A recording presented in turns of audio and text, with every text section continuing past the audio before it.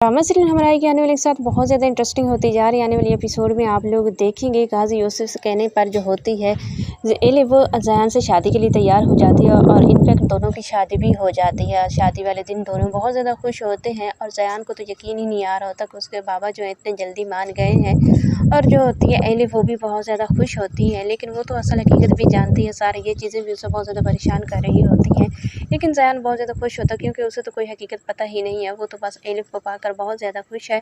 और जैसे वो एलिफ के पास आता है तो वो उसे ये भी कहता है कि तुम इतने ज़्यादा परेशान क्यों नज़र आ रही हो, तुम्हें तो खुश होना चाहिए कि अब हम दोनों मिल गए हैं, हम दोनों की मोहब्बत जो है हमें एक दूसरे को पा लिया, एक दूसरे को मिल गए हैं। तो यहाँ पर जो होती है एलिफ वो बस मुस्कुरा देती है। जयान की बातें सुनकर जयान कहता है कि तुम शायद ये सोच रही हो कि हमारी शादी इतनी जल्दी कैसे हो गई है, ना कोई किसी की मौत हुई है, ना कोई गोलियां चली हैं। और जैसे वो कहते हैं ना कि मोहब्बत अमर हो गई है, इस तरह की बातें जब कर रहा होता है जयान, तो एलिफ जो होती है उसे रोकती है और कहती है कि तुम्हें इस तरह की बातें क्यों आ रही हैं, तुम ऐसी बात बिल्कुल भी ना करो। और दूसरी जन्म आप लोग देखेंगे जो होगा गाजी से वो बहुत ज़्यादा परेशान हो चुका है क्योंकि वो जानता है कि उसका बेटा जो है वो कभी भी उसकी तबीयत ख़राब हो सकती है और उसका डोनर जो है वो तो अभी तक मिला नहीं है। इस वजह से वो बहुत ज़्यादा परेशान होता है और ख़ुद से ही बातें कर रहा होता है कि अगर जंग होती तो गाजी यूसुफ जो है वो कब से जीत चुका होता जंग, लेकिन यहाँ तो मामला है अकलौती औलाद की मोहब्बत का और अब मैं क्या करूँ। यहाँ पर वो परेशान हो चुका होता है, उसे समझ नहीं आती कि आखिर वो क्या करे।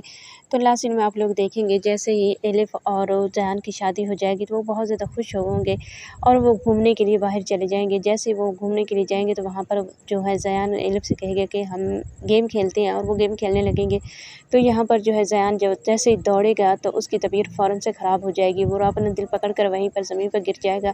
और एलिफ जब ये सारा मंज़र देखेगी तो उसके पाँव के नीचे से ज़मीन निकल जाएगी। उसने तो ये सोचा भी नहीं था कि इतनी जल्दी वो जयान को खो देगी और जयान की तबीयत इतनी जल्दी ख़राब हो जाएगी। तो उसे फ़ौरन से हॉस्पिटल में एडमिट किया जाता है। और जब ये सारी बात पता चलती है और वो बहुत ज़्यादा गुस्सा करता है एलिफ पर, उसे कहता है कि मैंने तुम्हें पहले भी रोका था कि तुम्हें ऐसे इंसान से बिल्कुल भी शादी नहीं करनी चाहिए। और गाजी यूसुफ जो इतना ज़्यादा अच्छा बन रहा था तो उसके पिछले उसका मफाद छुपा था, तुम्हें उसने इस्तेमाल किया है और तुम पागल बेवकूफ़ उसकी बातों में आ गई हो। तो यहाँ पर एलिफ जो होगी वो औरंग से कहेगी कि तुम्हें अभी इतनी बातें बनाने की कोई ज़रूरत, तुम जानते हो पहले से मैं कितनी ज़्यादा डिस्टर्ब हूँ, परेशान हूँ, तो मुझे हौसला देना चाहिए। तो यहाँ पर जो है